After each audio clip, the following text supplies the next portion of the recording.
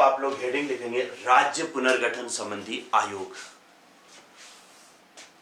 इसी में राज्य इधर से आगे बढ़ जाते हैं और बात करते हैं राज्य पुनर्गठन संबंधी आयोग।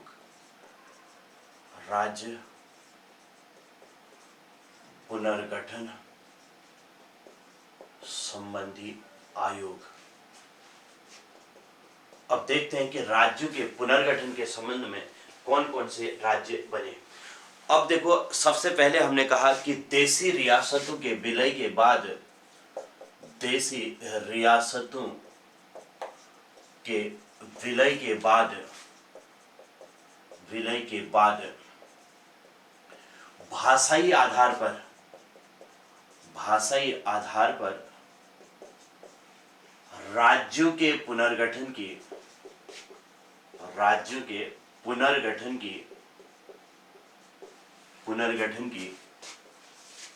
मांग उठने लगी।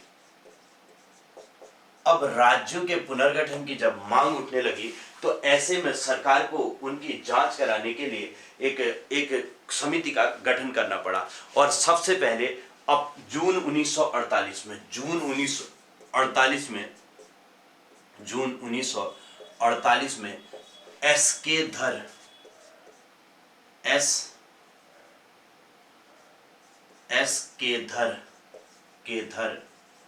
समिति का गठन किया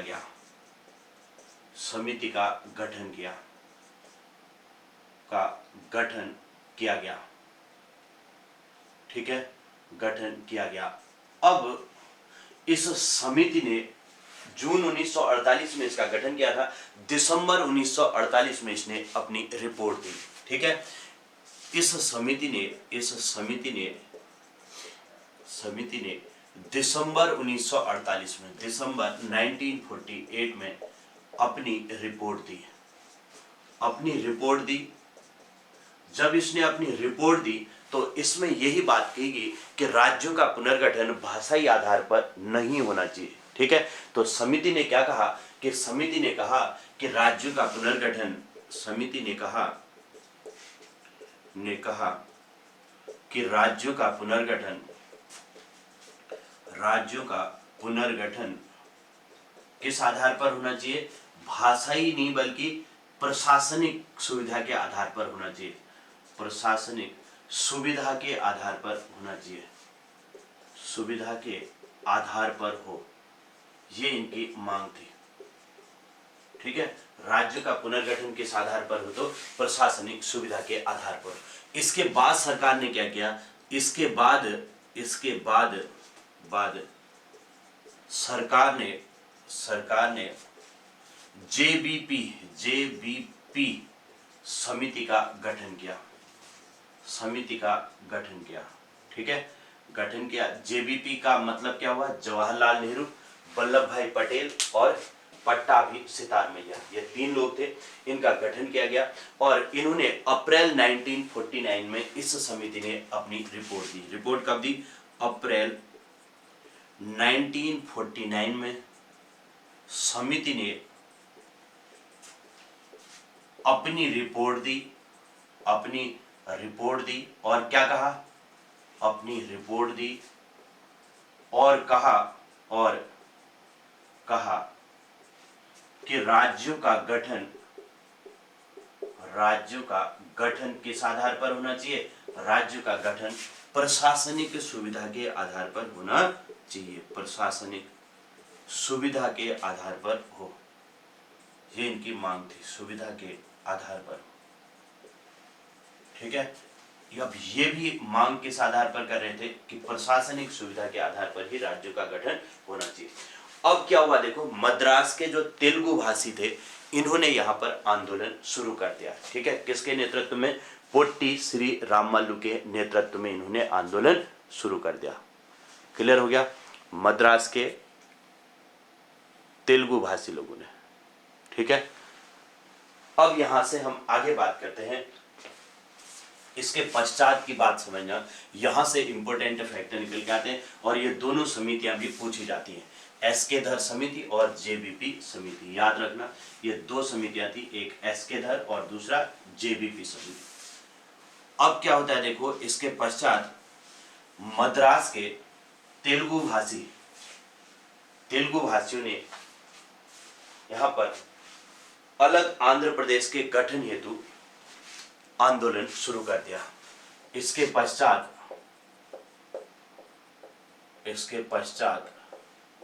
मद्रास के तेलुगु भाषियों ने पोट्टी श्री रामल्लू के नेतृत्व में आंदोलन शुरू कर दिया। ठीक है, के नेतृत्व में अलग आंध्र प्रदेश की मांग करते हुए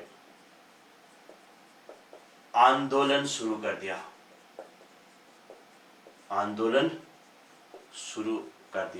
ठीक है, तो इस तरीके से आंदोलन यहां पर शुरू हो गया। ठीक, अब क्या होता है देखो, 56 दिन की भूख हड़ताल के बाद, ये पूछा जाता है कितने दिन की भूख हड़ताल के बाद, तो 56 दिन की, इंपॉर्टेंट है ये, 56 दिन की भूख हड़ताल के बाद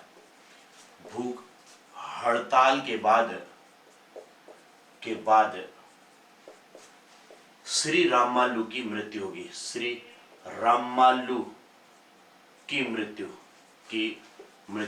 अब यहां पर एक क्वेश्चन पूछा जाता है कि श्री रामल्लू की मृत्यु कब हुई थी? 15 दिसंबर 1952 को श्री रामल्लू की मृत्यु 15 दिसंबर 1952 को होगी, 1952 को होगी।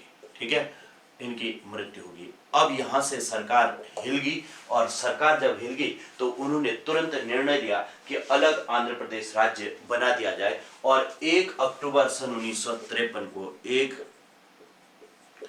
अक्टूबर सन 1953 को 1953 को एक तेलुगु भाषी राज्य बन गया, को अलग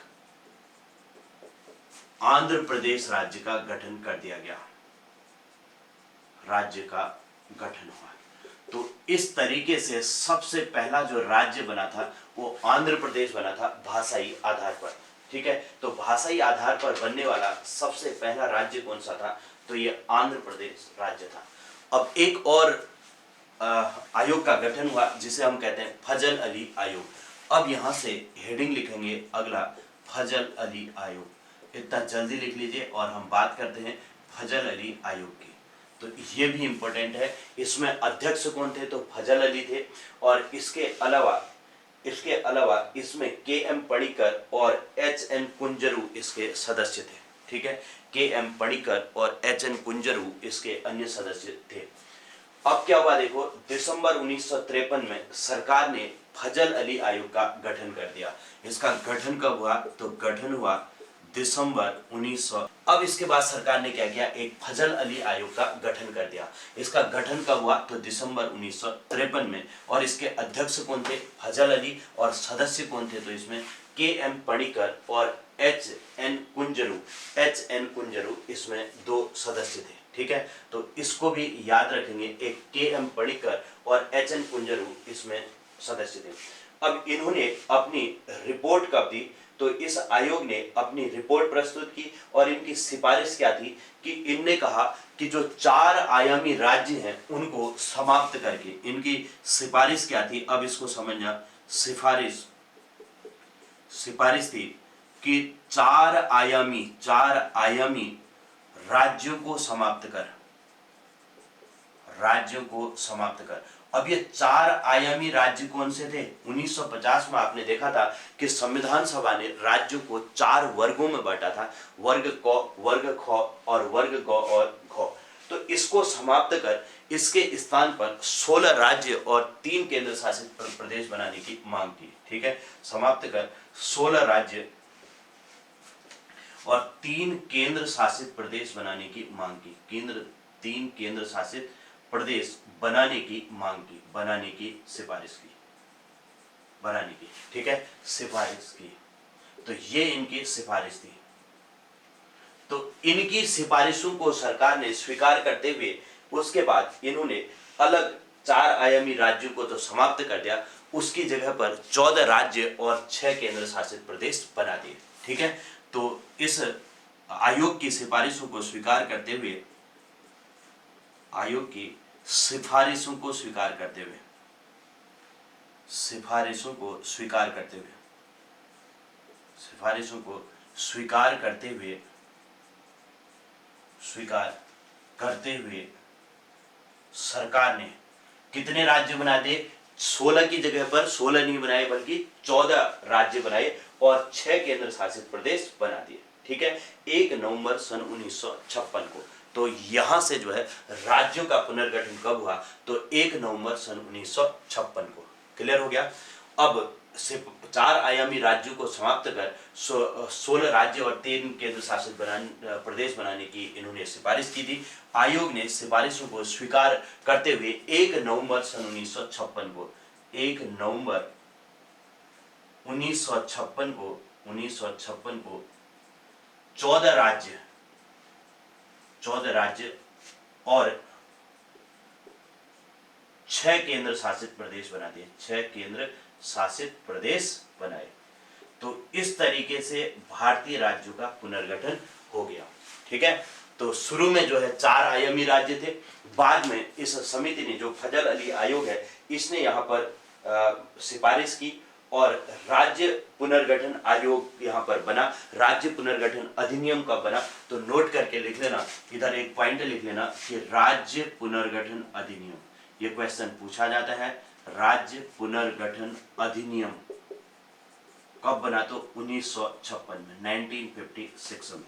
नोट करके इस पॉइंट को लिख लेना कि सरकार ने फजल अली आयोग की सिफारिशों को स्वीकार करते हुए राज्य पुनर्गठन अधिनियम 1956 पारित किया और उसके बाद 1 नवंबर 1956 को 14 राज्य और 6 केंद्र शासित प्रदेश बना दिए। तो इस तरीके से ये राज्य पुनर्गठन संबंधी जो आयोग थे ये बने, विभिन्न आयोग बने और राज्यों का गठन, पुनर्गठन हो गया। क्लियर है? तो इनको आप लोग याद रख लेना कि किस तरीके से राज्यों का गठन हुआ था।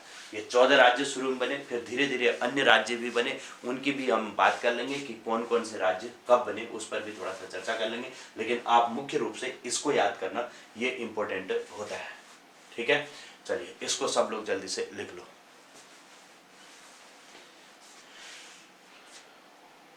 अब यहां से हम आगे बढ़ेंगे और बात करेंगे भाग 2, नागरिकता को यहां से पढ़ना शुरू करेंगे। जल्दी से इसे कंप्लीट करना सभी लोग। तो अभी के लिए इतना ही, और इसके बाद हम जो आगे बढ़ेंगे उसमें भाग 2 नागरिकता को समझना शुरू करेंगे। ठीक है, चलिए ओके।